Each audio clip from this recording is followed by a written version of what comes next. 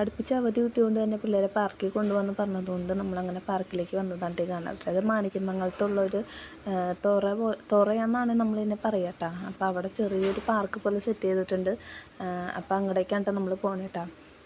അവിടെ കൂടുതൽ എക്സസൈസിന് വേണ്ടിയിട്ടാണ് അവിടെ അങ്ങനെ സെറ്റ് ചെയ്തിട്ടുള്ളത്. അപ്പോൾ അവിടെ തൊട്ടടുത്തുള്ളൊരു അമ്പലത്തിൻ്റെ അടുത്താണ് കേട്ടോ ഈ പറഞ്ഞ പാർക്ക് സെറ്റ് ചെയ്തിരിക്കുന്നത്. അപ്പോൾ അങ്ങോട്ട് പോണതിനുള്ള സന്തോഷമാണ് ഈ കണ്ടുകൊണ്ടിരിക്കുന്നത്.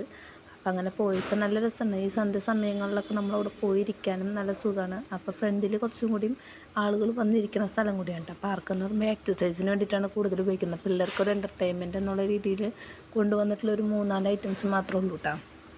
അപ്പോൾ അവർ വന്ന പാടെ തന്നെ അതിരിക്കുന്ന എന്നോട് പറഞ്ഞു പൊക്കാൻ, പക്ഷെ എന്നെ കൊണ്ട് പറ്റാത്തത് കൊണ്ട് ഇപ്പോൾ ഒരാൾ അങ്ങോട്ട് ഇങ്ങോട്ട് മാറിയിരിക്കാൻ പറയുകയാണ്. അപ്പോൾ ചേട്ടനാണ് അതിനെ സഹായിച്ചു കൊടുക്കുന്നത് താഴാനും പൊങ്ങാനും.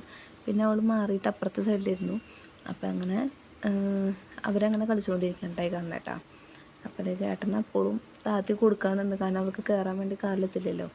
അപ്പോൾ അങ്ങനെ താത്തി കൊടുക്കുന്നുണ്ട്. അതിനുശേഷം വീണ്ടും കളി ആരംഭിക്കുകയാണ് കേട്ടോ അവിടെ. അപ്പോൾ ചേട്ടൻ ഉള്ളത് കൊണ്ട് തന്നെ അവർക്ക് ഇച്ചിരി കൂടി ഇത് കൂടുതലാണ്. അവർ എന്ത് പറഞ്ഞാലും ചെയ്ത് കൊടുക്കണ കാരണം അപ്പോൾ അവർക്ക് ഇച്ചിരി കൂടിയും കളി കൂടുതൽ ചേർന്നോടാണ് കേട്ടോ. അപ്പോൾ അങ്ങനെ ഈ ഒരു ഭാഗം എന്ന് പറയുന്നത് നല്ല രസമാണ് കാണാൻ. സന്ധ്യയാവുന്ന സമയത്ത് ഒരു പ്രത്യേക ഒരു വൈബാണ് ഇവിടെ വന്നിരിക്കാൻ വേണ്ടിയിട്ട്. നല്ല കാറ്റും പിന്നെ അതിങ്ങനെ കാണാനുണ്ടല്ലോ, രസമുണ്ട് കാണാൻ. ആ തൊട്ടടുത്തുള്ളൊരു അമ്പലത്തിൻ്റെ ബാക്ക് സൈഡാണ് കേട്ടോ കാണുന്നത്. കൂടുതലും അവൻ ഇവിടെ വന്നാൽ തന്നെ ഈ ഒരു വണ്ടിയിലിരിക്കാനാണ് കൂടുതലും അവനിഷ്ടം. അപ്പം അവന് തന്നെ ഇരിക്കുകയും ചെയ്യാം, അവൻ്റെ ഇഷ്ടത്തിന് ഇങ്ങനെ ഇരുന്ന് ഓരോ കോപ്പയങ്ങൾ കാണിക്കുകയും ചെയ്യാമല്ലോ.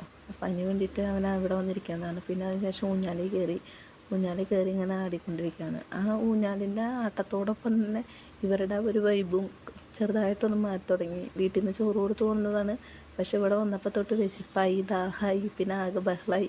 അപ്പം അങ്ങനെ പിന്നെ പോവാൻ എന്നുള്ള രീതിയിൽ വരെ എത്തി തുടങ്ങിയിട്ടാണ്. അപ്പം ഞങ്ങളങ്ങനെ ഇവിടെ നിന്ന് പയ്യിറങ്ങാമെന്ന് വെച്ചിരിക്കുമ്പോഴാണ് അവൻ ഈ ഒരു സാധനം കണ്ടത്. ഈ ഒരു സാധനം അവൻ എന്താണെന്നറിയില്ല, അങ്ങനെ പിടിച്ച് പോണതാണെന്നറിയാം, പക്ഷെ അവന് കൈ എത്തത്തില്ലല്ലോ. അപ്പോൾ അങ്ങനെ ചേട്ടൻ അവനെടുത്തിട്ട് ഓരോ കമ്പിയുമ്പോൾ മാറി മാറി പിടിക്കാൻ പറയുന്നുണ്ട് കേട്ടോ. അപ്പോൾ അവൻ അതിനും സാഹസികമായിട്ട് ഒരു കമ്പി വിട്ടിട്ട് അടുത്ത കമ്പിയും വേണം കൈ പിടിച്ചെടുത്തുന്നത്. അപ്പോൾ അങ്ങനെ അവൻ്റെ വിചാരം അതൊരു എക്സസൈസ് പോലെ ആക്കിയിട്ടാണ് അത് എടുക്കുന്നത്. അപ്പോൾ അപ്പുറത്തെ കൈയിലേക്ക് മാറ്റി പിടിക്കടാന്ന് പറയുമ്പോൾ അവൻ ആ കമ്പി വിട്ടിട്ട് തൊട്ടപ്പുറത്തെ കമ്പിയിലേക്കാണ് അവനങ്ങനെ കൈ അങ്ങനെ പിടിച്ച് മാറി മാറി പോണത് കേട്ടോ. അപ്പോൾ എത്രേ ഉള്ളൂ.